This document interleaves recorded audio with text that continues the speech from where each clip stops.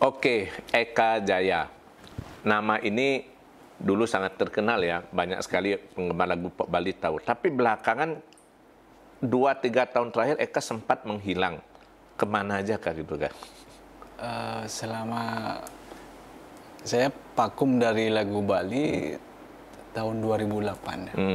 Selama 2008 itu saya mencoba berkarir ya, mencoba sesuai dengan bidang saya, sekolah saya gitu. Di bidang apa itu?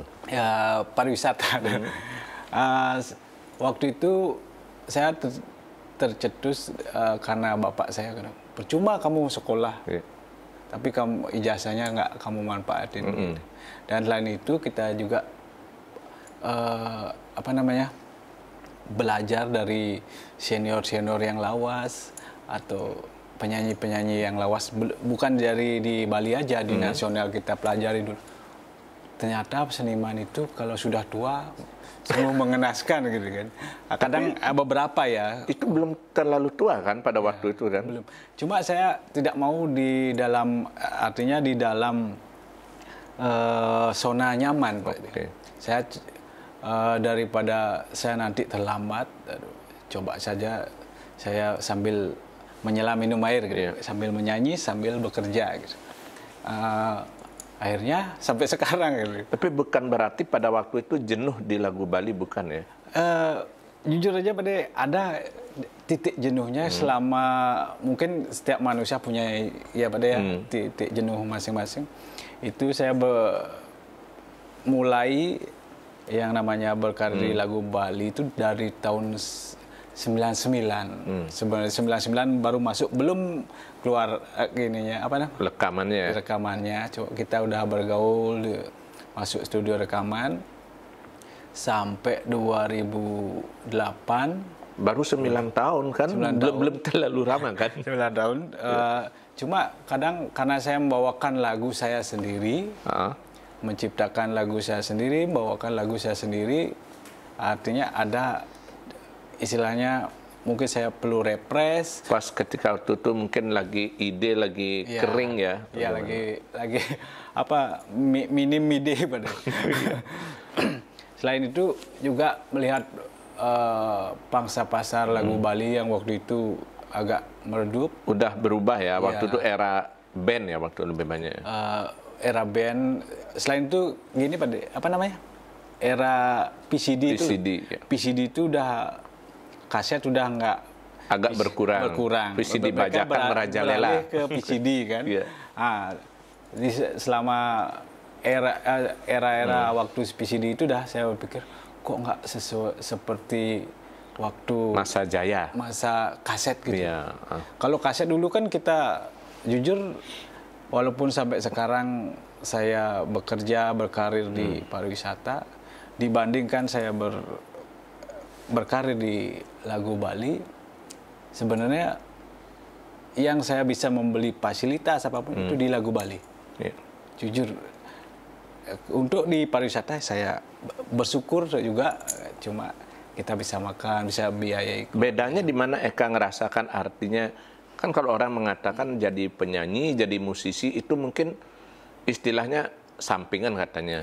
Sedangkan istilahnya yang cenderung lebih stabil pendapatannya kan yang bukan sebagai seniman. Eka ngerasa beda pariwisata dan nyanyi itu di mana Kak? Perbedaannya dulu karena waktu itu ya zaman kaset itu kan kita memang murni pure ngeluarin 10.000 kaset, memang 10.000.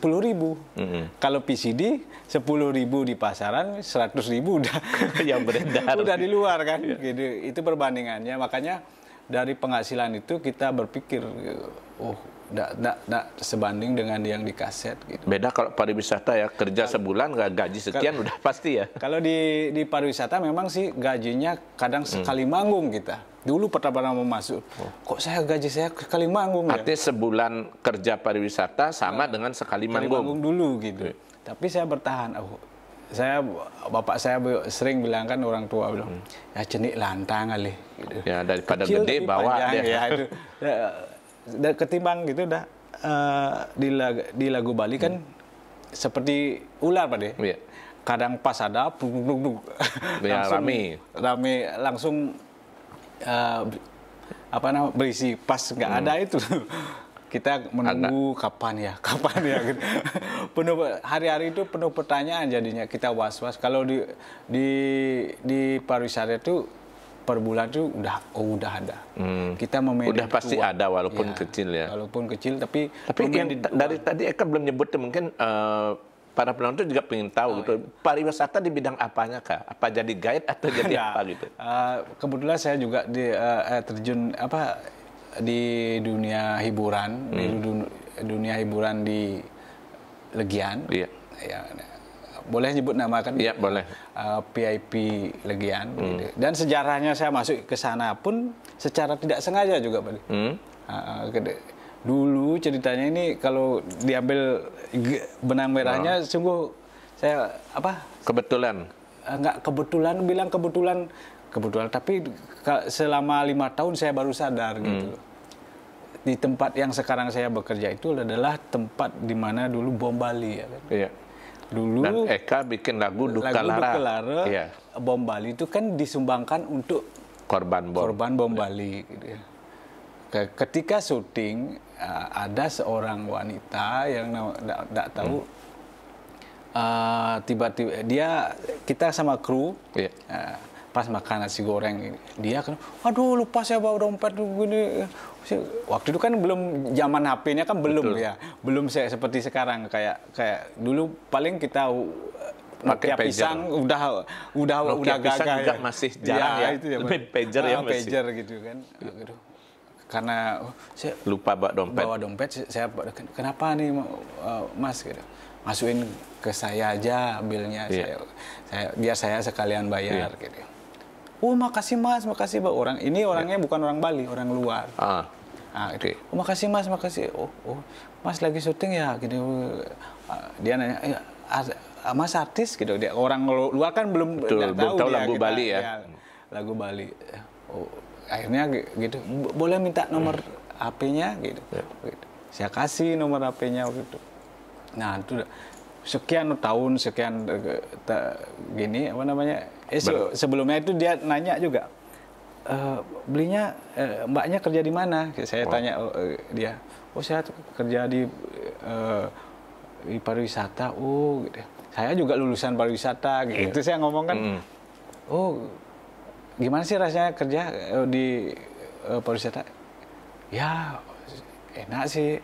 Kalau ketemu tamu baik, tipnya gitu dia ngomong. Oh saya juga pingin ya sekali-kali nanti kapan saya pingin kerja ya gitu. Pas dia bilang dia jadi supervisor waktu itu gitu.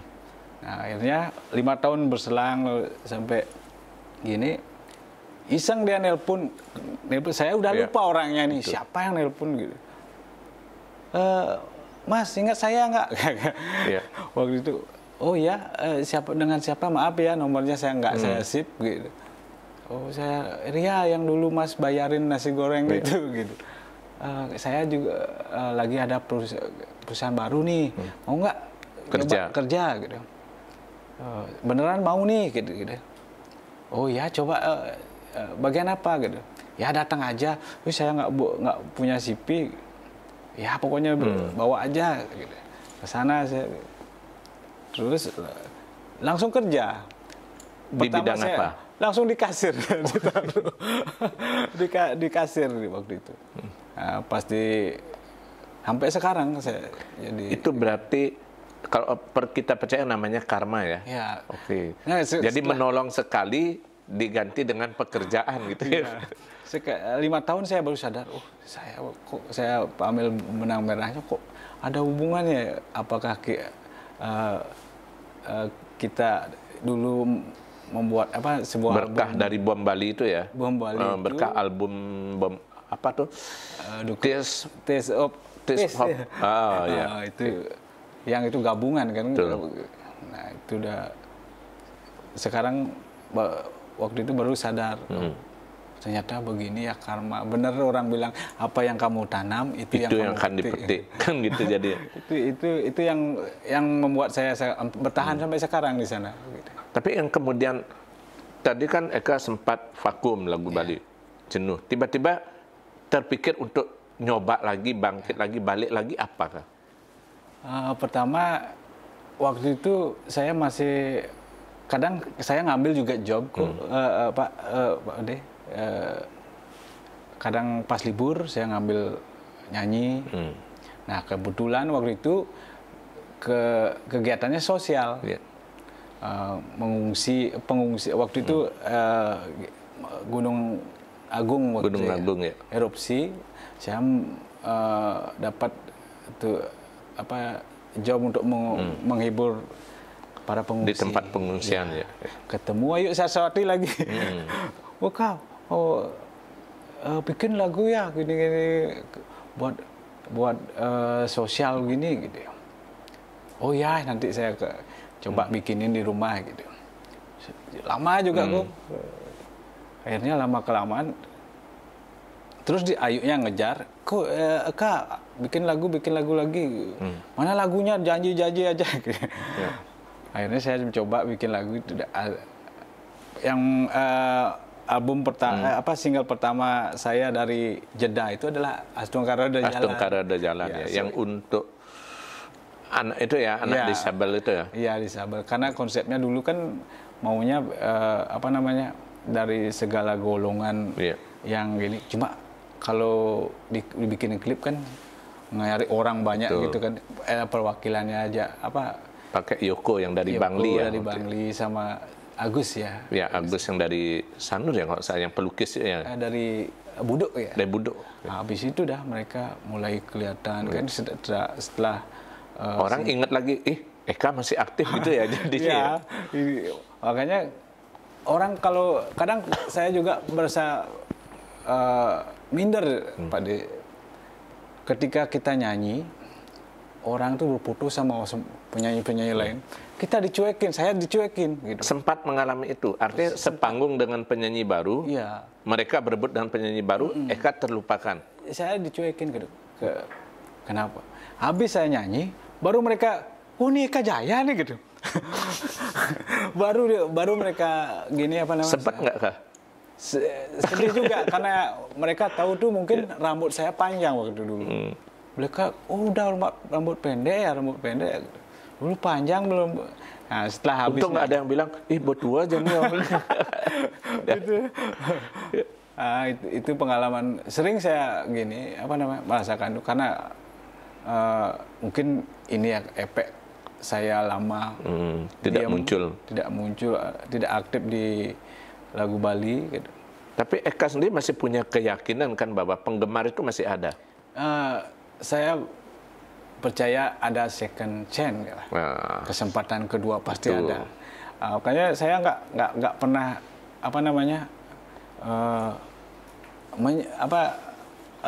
down dalam artian untuk berkarya itu tidak pernah. Karena basic saya memang di lagu Bali sebenarnya, jiwa saya sebenarnya. Kalau bikin lagu tuh saya pasti arahnya ke Bali gitu, lagu Bali. Dan bikin lagu pun saya nggak langsung jadi gitu. Lagu itu mungkin satu ibarat tulisan kita tulis lagi, besoknya ditulis. Jarang berarti bikin lagu sekejap ya, 1 jam jadi itu jarang ya? Jarang. Karena saya kalau itu lagu ceria harus jiwa saya tertuang sana. Makanya kalau vokal pun kalau saya selama lagi nggak mood gitu ya? Iya, saya harus nyanyi ketawa saya nyanyi, senyum pokoknya pas di mic itu saya senyum agar aura yang keluar tuh ketangkep ya. Ketangkep. Kalau lagu sedih saya pun harus sedih juga dalam pasti vokal itu. Ya, ini mungkin kalau pendengar tahu ketika dengar lagu Duka Lara ya untuk Bom Bali itu kerasa ketika duet Eka dan Ayu membawakan itu jiwa yang dibilang Eka tadi ya. Nah, Kak, kalau ngomong soal lagu itu sendiri Kak, kita flashback ke belakang.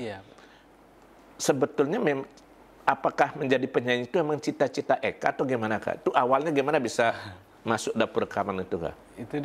Itu udah sebenarnya kalau saya untuk jadi penyanyi itu jauh dari cita-cita saya karena terlalu besar.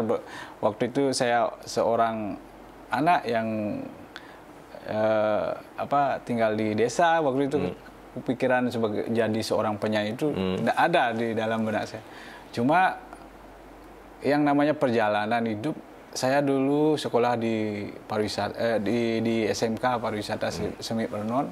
Nah, ada pas training gitu, itu pertama awal saya tahu apa bersentuhan dengan lagu Bali. Nah, selama 6 bulan saya training. Ada program sekolah kan training. Betul. Training di hotel. Waktu itu saya training di Bali Padma. Nah, di samping saya kos, ada namanya Ketut Widiana sama Blitut Panji Kuning. Ya. Kenal kan di sana orang-orang, ya? dengar aja orang lagu siapa sih ini gitu. Nah, karena waktu itu kan kita bergaul di daerah Renon atau sekolah saya itu sama-sama orang Sanur. Lagu Bob Marley aja. Yang namanya anak muda waktu itu kan gitu. Nah, setelah training lama-kelamaan saya dengar kok lagu Bali kok Widiana. Dan saya iseng main-main gitu ke tempat-tempat orang-orang main musik. Ya, ke bar-bar itu ya. Akhirnya yang paling berjasa itu teman-teman, salah satunya Blitut Panji Kuning. Blitut Panji Kuning itu memberikan arahan, oke Neka cara nengai lagu gini-gini. Saya bertanya juga gitu. Beliaunya yang tidak pelit lah berbagi ilmu ya. Iya. Saya bisa main gitar waktu Blitut gini, saya punya ide begini gini. Oh, ini gini nak Eka, gini. Akhirnya saya bisa buat lagu. Lagu pertama apa yang Eka hasilkan waktu itu? Waktu itu yang di studio pertama masuk studio itu Intan Dewata Record. Yang di produsernya di Noja ya, produsernya Dek Jun. Nah, di sana ada pertama lagu yang saya bikin tuh Widedari. Walesan mungkin karena zamannya dulu, karena zaman radio orang-orang nggak begitu gini terkenal lagu zaman itu. Kedua Kawin Lari. Ketiga sama Susi Paramita juga, yang Bayu Kawi juga kan satu kompilasi kompilasi waktu satu grup sama dulu berawal berangkat. Ya termasuk dengan Ayu Saraswati juga ya. Ayu Saraswati kan dulu penyiar AR ya, sebelum menjadi penyanyi. Gitu. Saya ke sana bawa kaset, tiap ada kaset keluar kita ngirim kaset ke radio-radio. Oh, Kak, ikut dong nyanyi gitu. Nah, kok ada yang anak kecil. Ayu Saraswati dibilang anak kecil. Akhirnya ikut dia masuk di studio Intan Dewata. Gitu. Dia dibikinin lagu sama Mok Dek Jun. Saya spesial dari dulu belum pernah. Ada sih beberapa lagu yang membawakan lagu orang lain. Tapi selama di album saya itu karya saya sendiri. Lebih pas bawain lagu sendiri ya? Lagu sendiri. Karena saya bisa memuini jadinya, oh ini jadi andalan. Ini kan kalau dulu satu kaset tuh kita karena kita penciptanya, oh ini bagus, yang ini menengah, yang saya bisa ngukur ya? Ya bisa ngukur jadi kekuatan kaset itu. Nah, selama itu setelah selesai di Intan Dewata, baru tahun 2001 atau 2002? 2001. Ya. Pindah ke Aneka Record ya. Nah, mungkin orang mengenal saya secara luas, artinya performan juga, artinya wajah saya udah lebih glowing ya. karena waktu itu cuma di Aneka Record yang bikin PCD. Sama Maharani. Pertama Maharani dulu, baru Aneka ya benar. Aneka Record. Nah, waktu itu Pak Okonya melihat peluang, gitu. Almarhum ya, produser. Ini bagus lagunya. Kenapa nggak kamu aja yang nyanyi? Bikin album solo aja kamu. Gitu. Cari satu penyanyi duet. Maunya waktu itu saya kompilasi. Tapi justru malah ditawarkan solo. Gitu ya. Kamu aja nyanyi gitu. Langsung saya di Permak itu di salon. Bener itu. Kalau dilihat foto, iya. mesti kalau zaman sekarang bisa lihatin ya before after ya.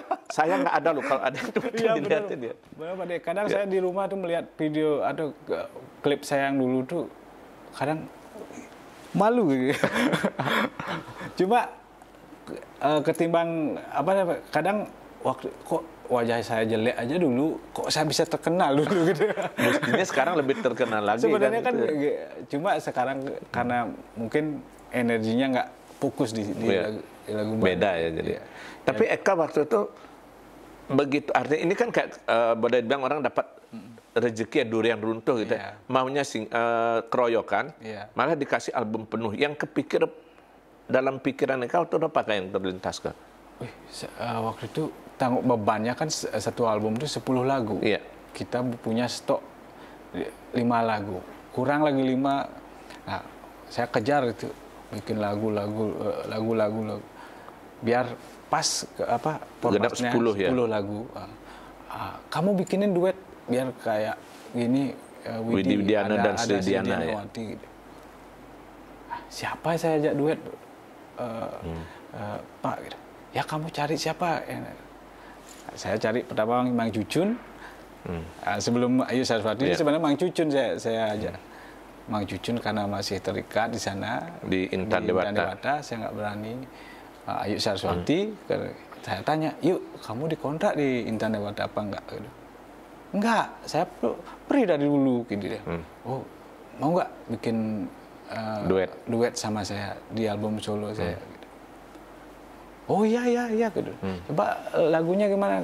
Nah itu dah saya kasih lagu waktu Semut-Semute. Gitu. Itu menarik Kak. Kita bilang mengenai semut. Orang tahunya lagu apa? Minta lagu Semut-Semute. Judul aslinya malah orang nggak banyak lupa ya bunga-bunga yang mana Semut-Semute. Itu Pak. Orang nggak tahu judulnya sebenarnya itu mau bunga-bunga, tapi orang tahu lagunya. Lagunya Semut-Semute. Itu yang di masyarakat dikenal gitu. Itu kan tadi Eka bilang ada 5 lagu sudah jadi, 5 dikebut lagi biar genap 10. Bunga-bunga itu termasuk yang sudah jadi atau yang baru dibikin? Yang baru dibikin itu. Padahal justru itu yang booming ya? Iya. Oh, padahal judul albumnya nggak begitu orang kenal. Ya, Bulan Bisu ya. Nggak artinya di radio nggak begitu gini. Cuma itu ya. Pertama sekali keluar Semut-Semute itu langsung merajai waktu itu, merajai tanggal lagu. Akhirnya sampai saya ditelepon sama Pak Uko, almarhum produser, Kak sudah itu baru seminggu, udah habis ini 10.000. Kalau dalam seminggu 10.000 waktu itu udah prestasi luar biasa. Saya makanya Bapak produser langsung nelpon, kamu punya feeling apa? Digituin saya. Wih, kok saya ditanya Pak? Gitu. Bapak produsernya kan saya nggak ada. Kamu feeling berapa lagi order? Biar saya sama tergantung feeling. Diserahin ke Eka, mau order berapa kaset lagi ya? Lagi. Eka bilang berapa waktu itu? Saya nggak berani jawab, terserah aja Bapak. Gitu. Akhirnya ya dengar-dengar sih fantastis lah waktu itu gini. Mungkin sampai 30-40 ribu ya bisa jadi ya. Itu ya. Yang paling ini katanya Selem-Selem Manis, yang album kedua. Album artinya Bunga-Bunga hit, tetapi hit itu kemudian disalib lagi oleh album kedua yang Selem-Selem Manis gitu ya. Selem-Selem Manisnya, karena waktu itu lagunya hit, semangat kita lagi lagi on fire semangat gitu ya. Yang kayak Eka bilang tadi auranya sedang keluar gitu ya Kak. Akhirnya itu udah lagu apa kita bikin jadi. Itu Eka bisa ceritakan nggak Kak? Karena menarik Selem-Selem Manis ini, entah kenapa gitu, kalau saya punya teman, mungkin banyak orang kalau pergi ke karaoke lagu Bali, pasti yang terlintas di benak pertama itu Selem-Selem Manis gitu. Itu proses penciptaan kayak bagaimana Kak? Nah, menurut saya ya Pak ya, sebagai seniman, percaya yang namanya inspirasi itu ada yang dari wahyu atau wahyu dalam artian sekilas langsung jadi, tiba-tiba proses singkat jadi. Kadang ada juga kita bikin ide inspirasi satu lagu, berbulan-bulan nggak dapat. Gitu. Nah, yang saya percaya yang hit itu kebanyakan prosesnya cepat. Karena wahyu ya, bukan justru dibuat-buat ya. Bukan dibuat-buat, ngalir aja gitu. Kayak semutnya mereret.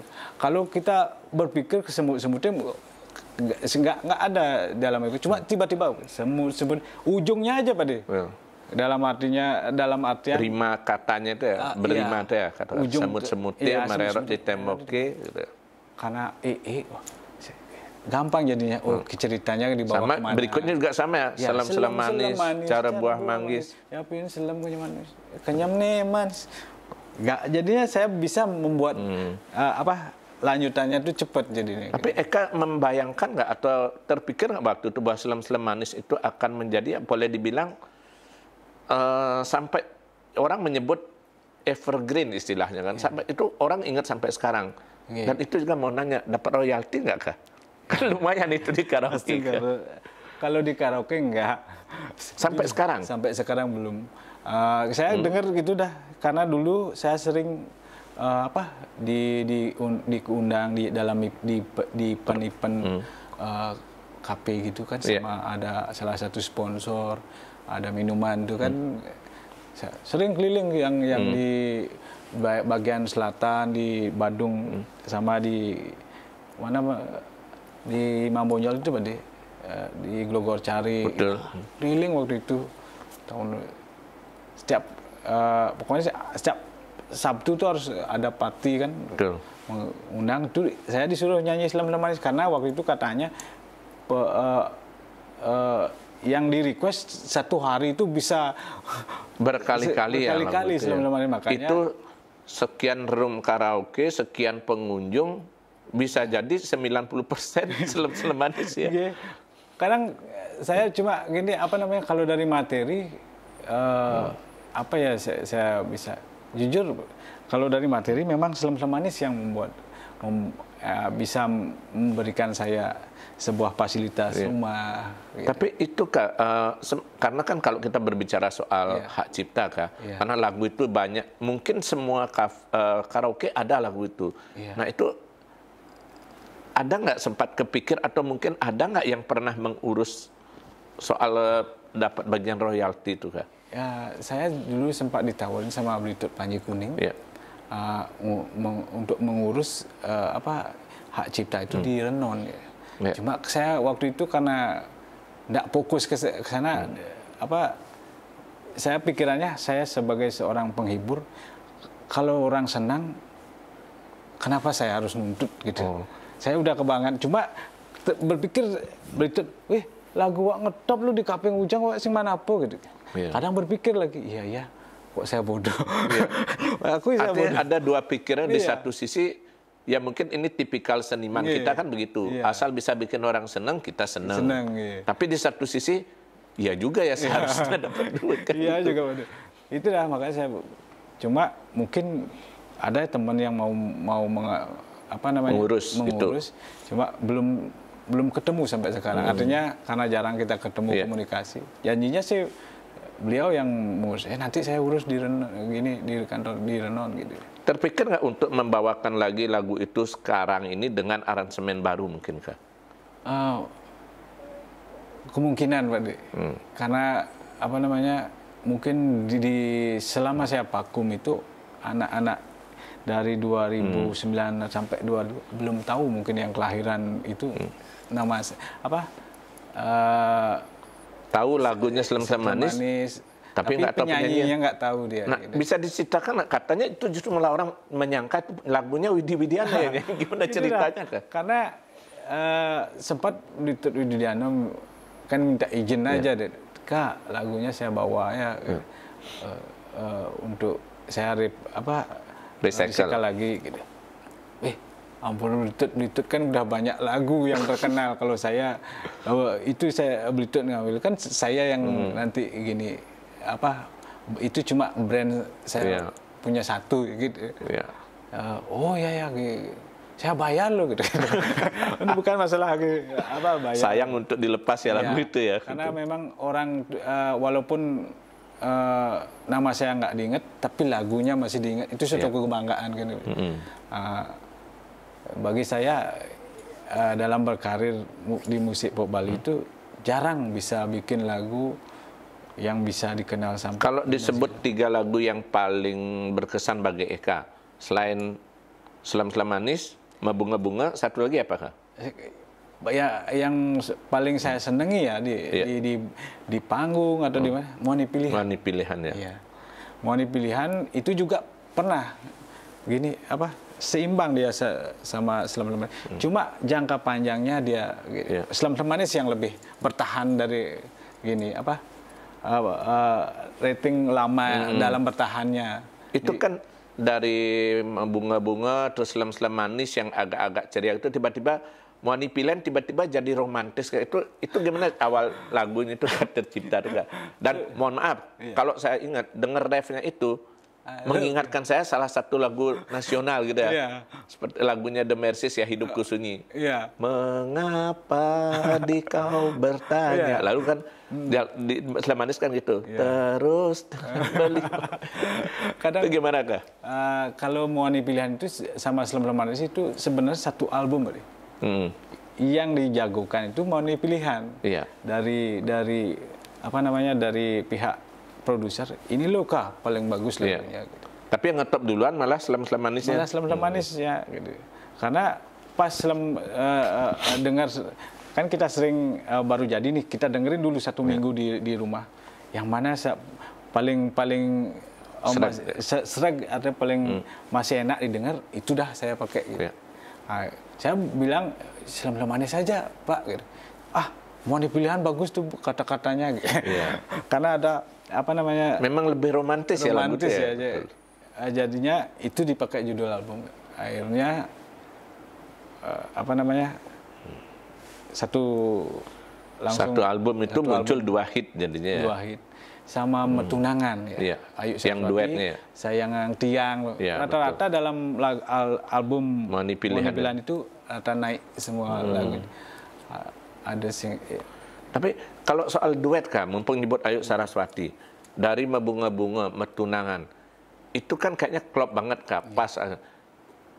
Saya pribadi membayangkan, nggak tahu kalau Eka juga, Eka sepanggung, manggung, bawakan lagu itu, tapi yang diajak duet tuh orang lain, kayaknya susah kayak. Iya, sering kadang dulu ya, kalau flashback ke zaman kita baru-baru hit yang namanya baru naik daun mungkin ya, sama semut-semut itu, saya susah ngajak Ayu untuk keluar manggung. Ya mungkin nggak tahu, saya nggak berani ikut campur urusan masa lalu ya ceritanya. Betul. Maaf ya, tak mau mengungkap aib orang, nggak. Cuma itu dah. Yuk bisa nggak nyanyi? Padahal waktu itu kan kadang permintaan cukup tinggi waktu duet satu hari bisa 2 tempat, 3 tempat itu. Kita keliling yang namanya tempat-tempat di pelosok-pelosok juga kan. Ayu tuh nggak bisa Kak. Ada gini Kak. Jarang bisa berarti duet. Ini itu saya ngajak penyanyi yang ada di panggung itu. Jadinya kesannya apa ya? Kalau dulu penonton itu ingin melihat penyanyi aslinya kan gitu. Karena dan Eka juga menyanyi itu nggak dapat feel-nya. Nggak dapat di panggung tuh serasa ada yang kurang gitu. Nah, itu ya, akhirnya lama kelamaan masalahnya Ayu clear. Sampai saya pernah bikinin lagu untuk dia ya spesial. Bani Mati, Mekita Mati itu ya. Karena mungkin saya melihat waktu di studio itu, loh, kok nangis? Kok datang-datang ceria, kok pas nangis, pas nyanyi nangis gitu. Oke, ini kok ini. Saya nggak berani bilang di sini kan, karena urusan masalah keluarganya dia. Akhirnya ubah aja ya. Ulang tip vokal. Saya ubah lagu syairnya. Karena inspirasi itu bukan mengambil keuntungan di balik penderitaan dia, enggak. Cuma kamu akan lebih menjiwai dan dapat memang feelnya itu. Ada gitu bener, pas di take vokal tuh ini saya buat liriknya. Waktu itu masih Om Jimmy, almarhum Jimmy Sila masih di Tengku Umar tuh. Kak bawain tisu, apain dia nangis? Gitu. Terus bawain tisu. Akhirnya dia dalam album saya dia yang dapat nominasi kan. Ya, penyanyi yang punya terbaik, ya, penyanyi solonya nggak dapat. Tapi saya bahagia, saya bisa menjadi bagian dari orang untuk meraih kesuksesan. Itu suatu kebanggaan bagi saya. Kalau sekarang misalnya Eka disuruh, ini kan banyak penyanyi pendatang baru juga Kak.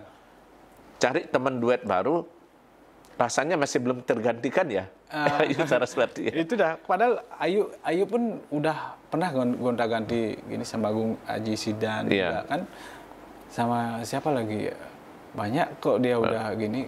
Kenapa kok nggak sama mereka yang orang tahu? Orang paling di gini Ayu Saraswati pasti ada Eka Jaya, Eka Jaya pasti Ayu Saraswati gitu. Kadang karena udah brandnya di masyarakat. Sama kayak dulu ya, ke orang nonton film Rano Karno, Yesi Gusman, pasti gitu ya, nggak ada beda ya. Gitu dah. Makanya saya, kenapa saya ubah brand image saya lagi. Kalau memang karena kepercayaan saya juga, rezeki jodoh itu sudah ada yang ngatur. Kadang teman banyak dengan segitu banyaknya kan belum tentu kita ada hubungan. Artinya rezeki itu bisa terbentuk ketika ketemu pasangan yang cocok, yang pas gitu ya. Yang jodohnya, jodoh rezekinya gitu. Makanya sama Ayu ya syukur dia saya senangnya berteman sama dia, pas keadaan apapun dia tetap membantu teman. Itu yang saya gini nilai positif sama Ayu ya. Orangnya baik gitu. Tidak segan-segan dia kalau membantu. Itulah pertemanan namanya. Pertemanan selama yang perjalanan tulus gitu ya. Eka, kalau soal nama Kak, ini kan orang taunya Eka Jaya. Nama aslinya kan bukan itu sebetulnya. Muncul nama Eka Jaya tuh gimana Kak ceritanya? Waktu itu produser yang pertama ya di Intan Dewata itu. Nama asli Eka Yatnya kan? Nama asli saya kan Eka Yatnya gitu. Wah, nama kamu susah di lidah ngomongnya. Coba Eka Yatnya gitu. Malah diledek ya sama produser.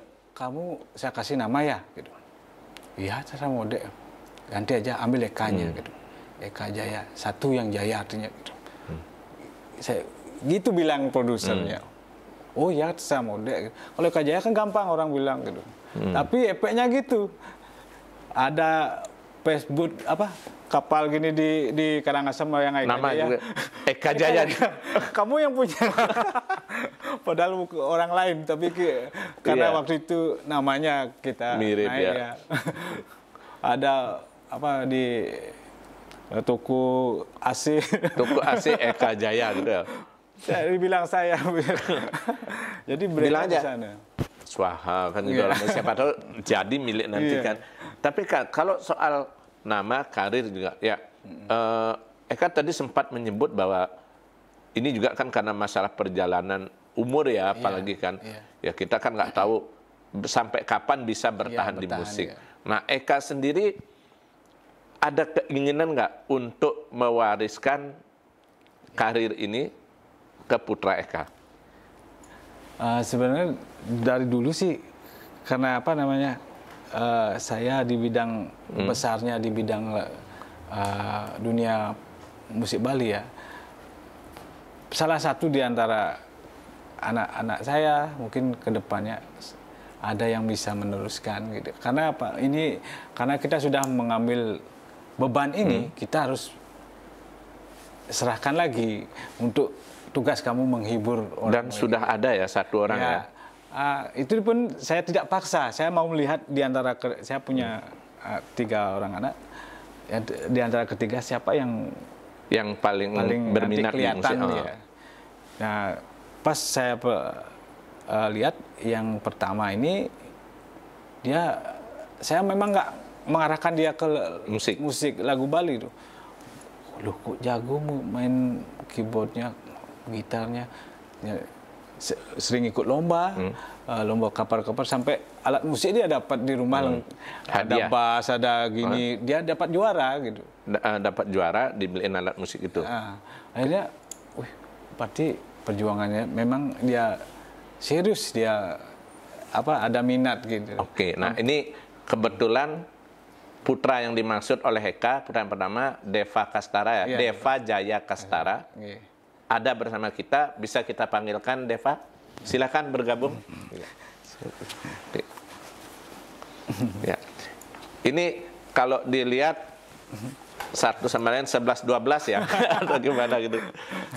Deva mungkin bisa diceritakan nggak yang dibilang Bapak tadi bahwa tidak pernah memaksa menyanyi, tapi diam-diam Deva punya bakat menyanyi juga seperti Bapak. Gimana ceritanya tuh Deva? Awalnya sih nggak tahu ya sampai bisa ikut musik-musik ini. Dulu awalnya nggak terlalu fokus ke musik itu, malah fokus ke kayak musik-musik tradisional, gamelan gitu. Dari kelas 3 SD sampai SMP. Nah, pas SMP inilah baru mulai kayak musik-musik modern nih. Mulai ke musik modern. Ya, itu udah faktor lingkungan juga sih. Ya kan biasanya ngatur Bapak studio. Deva kan dari kecil di rumah pasti sering dengar Bapak nyanyi, dengar lagunya. Apa nggak dari kecil sudah tertarik atau malah waktu kecil berpikir lagu apa nih gitu kan? Sempat begitu ya? Waduh, Kak, sayang Kak, waktu kecil ternyata anaknya malah nggak. Karena waktu kecil saya jarang ajak dia ke luar kota atau ke pentas. Jadi kalau pentas jarang diikutkan. Kecuali di daerah Denpasar. Ke art center, baru dia di belakang panggung dah lari-larian. Dia nggak fokus, dia bapaknya ngapain. Karena belum fokus dia. Akhirnya lama-kelamaan saya ajak, udah tamat SMP ya. Saya ajak ke studio main-main gini. Ajak pentas aja gitu. Akhirnya dia mungkin ada pancingan. Kemarin ada dibikinkan satu single ya. Itu apa bisa diceritakan nggak tuh? Singlenya saya berusaha membuat dia pelajari dulu karakternya dia, vokalnya dia. Saya lama juga bikin lagunya biar dia anak muda, pangsa pasarnya anak muda. Cuma kasanah lagu saya biar nggak hilang gitu. Makanya ada unsur campur-campuran lah, istilahnya bahasanya gitu. Artinya biar karakter lagu ciptaan Eka ada, tapi bisa nyampe ke Deva gitu ya. Generasinya dia kan gitu. Sasarannya kan mungkin kalau dia ABG zaman sekarang, coba biar masuk juga gitu. Artinya Eka mulai lega, ternyata ada juga yang akan meneruskan gitu ya. Akhirnya gitu. Saya cuma pesan, kalau Bapak cuma jadi segini aja, kamu agar kamu bisa lebih dari Bapak. Gitu aja. Artinya biar fokus dan keseriusannya itu untuk mencapai kesuksesan kan harus memang energinya berpusat kan gitu, dipusatkan. Kayak Eka bilang tadi auranya harus keluar ya. Gitu. Saya kadang sering dah. Kalau anak-anak sekarang kan masih ego baru bisa dikit, wah anak Bapak juga. Sampai saya gini, saya loh bertahun-tahun jadi penyanyi, tahu kok arah lagu yang mana ngetop yang awalnya berarti Deva sempat ada debat gitu ya. Pak, aku gini gitu. Ya pokoknya percaya aja omongan Bapak gitu. Tapi akhirnya dia ikut lama-lama. Saya juga nggak berani memaksa dia gitu. Karena vokalnya dia dan cengkok-cengkokan dia kan nggak Bali. Beda. Justru kalau Deva lebih sukanya ke lagu Bali apa pop Indonesia atau Barat Deva? Awalnya sih pop Indonesia. Suka sih. Kepingin juga lagu Bali ya. Itu kemarin ketika dikasih lagu pop Bali pertama sama Bapak, judulnya apa tuh? Saling mengerti. Saling mengerti itu. Responnya gimana Deva? Teman-teman terutama. Teman-teman. Gimana ya? Padahal nggak ada yang ngasih tahu, misalnya dia tahu sendiri gitu. Entah kenapa juga. Tapi teman-teman sih support sih juga. Teman-teman, bagus gini kamu nggak sombong ini gimana. Itu udah respon mereka sih positif gitu. Teman-teman tahu nggak bapaknya Deva tuh dulu penyanyi top gitu loh, kayaknya penyanyi lagu pop Bali top itu ada nggak? Ada yang beberapa tahu. Ya mungkin kayak teman-teman dekat loh. Malah kalau orang-orang yang Deva nggak tahu tuh bukan teman dekat loh. Mereka malah tahu sendiri gitu. Oh, mereka tahu dengan sendirinya tahu, gitu ya? Ngasih tahu. Nggak pernah ngasih tahu. Teman-teman dekat paling yang sering ke rumah tuh mau tahu gitu. Terus kalau boleh tahu komentar Deva sendiri terhadap kiprah Bapak yang Eka tahu bahwa Eka Jaya itu orang sebagai penyanyi pop Bali kayak seperti ini, apa pendapat Deva gitu? Komentarnya nilai aja nggak apa-apa, nggak akan dimarahin kok. Jujur aja nilai Bapak gimana? Dari lagunya, karyanya mungkin. Mungkin dari lagu apa namanya penyanyi Bali yang lain. Yeah. Mungkin emang punya ciri khas loh lagunya, kayak gimana ya, nggak terlalu Bali banget tapi enak didengar, manis gitu. Liriknya juga beda dari yang lain gitu. Oke. Itu bukan memuji ya, apa adanya ya. Bukan karena takutnya ya. Mungkin Deva tuh jarang juga ngomong. Kalau di cuma di sini kita ngomong dekat gini Pak. Kalau di rumah udah masuk kamar. Tapi setelah proses ini, setelah Deva mulai dibikinkan lagu dan Deva mulai memang ada minat untuk ke lagu pop Bali, mulai intens nggak sering diskusi dengan Bapak tentang bikin lagu atau apa tuh? Kok bikin lagu sih, paling cuma Bapak nanya gimana dek lagunya dek gitu. Oh gini persepsinya Deva lah gitu. Sering dah kayak kalau biasanya kalau kan waktu ini sering apa namanya nyanyi ke biasanya undangan gitu. Kita gini dah pakai instrumen. Saling gini dah saling dia buka pikiran tentang musik. Kadang saya live, dia yang main sulingnya, kita gitarnya. Artinya sudah mulai belajar sepanggung berdua ya. Berarti ada kemungkinan nggak setelah ini akan duet kah rekaman? Itu saya masih pikirin mungkin ke depannya duet, cuma nyari lagu yang pas. Karena untuk membuat lagu cowok-cowok berdua kan agak susah. Cuma cari momennya apa atau ceritanya apa. Kalau tembang sih sudah banyak cuma nyari konsep lagunya seperti apa. Karena saya dulu kalau sama dia kamu benar pengen nyanyi, kita gituin. Kalau kamu jadi penyanyi jangan asal jadi penyanyi. Kamu belajar juga bikin lagu, karena kamu bisa bertahan kalau kamu bisa bikin lagu. Kalau kamu terus mengandalkan orang lain, belum tentu kamu yang dapat nomor 1.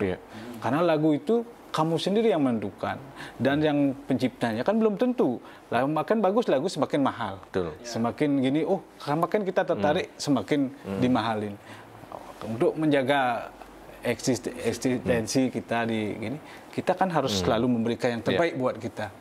Kalau kita sudah bisa bikin lagu kan gitu. Nah, makanya saya bikin nih Dek, ada 5 lagu, pilih kamu yang mana menurut kamu, pilih kamu gitu. Mulai diajarin gitu.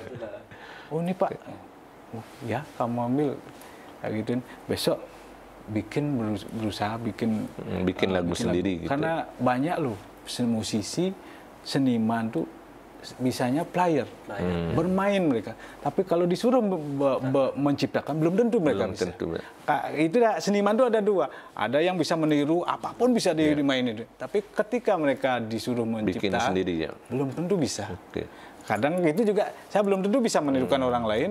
Tapi kalau disuruh mencipta, kadang Astungkara bisa gitu. Kadang itu dah antara seniman yang saya kenal, banyak yang hebat-hebat, kadang main tapi kalau membuat lagu belum tentu bisa. Oke. Ya, ini menarik ya, kita tunggu pemunculan berdua Bapak dan anak ini, father and son gitu barangkali.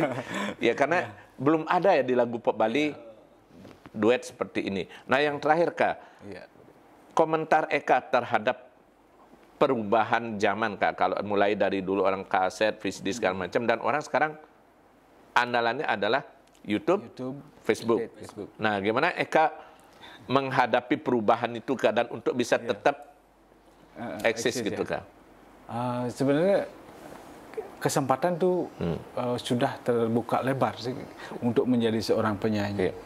Kita ibaratnya kita menjual produk kita di pasar umum bebas. Terserah penonton atau terserah masyarakat yang akan membeli atau menilai. Cuma dari segi kita yang namanya penyanyi pemula atau penyanyi yang perekonomian kurang, karena bikin YouTube itu kan bikin klip lagu itu butuh modal, ya kan? Kalau iya jalan YouTube-nya, kalau enggak kan buntu jadi. Betul. Nah itu ya pelajaran yang harus kita pelajari. Cuma bagi saya kesempatan itu sudah ada di depan mata bagi semua orang untuk mau jadi apa, mau jadi penyanyi, mau jadi tinggal memanfaatkan kesempatan media yang sudah ada. Bagi saya bagus, dan cuma kadang gitu kalau di filterisasinya kurang. Itu aja ya. Tapi itu kembali ke masyarakat. Iya. Nah, ini obrolan yang menarik, tapi saya kira nggak perlu semua dibuka sekarang karena nanti panjang sekali. Barangkali nanti ada kesempatan ngobrol berikutnya dengan Eka. Yang jelas kalau saya menilai Eka itu adalah wanita pilihan yang selem-selem manis yang membuat orang mebunga-bunga. Itu kayak oke. Demikian tadi obrolan dengan Eka. Semoga bisa menginspirasi juga teman-teman semua, dan semoga penggemar lagu pop Bali tetap bisa mendukung karya anak Bali. Salam secangkir kopi hangat.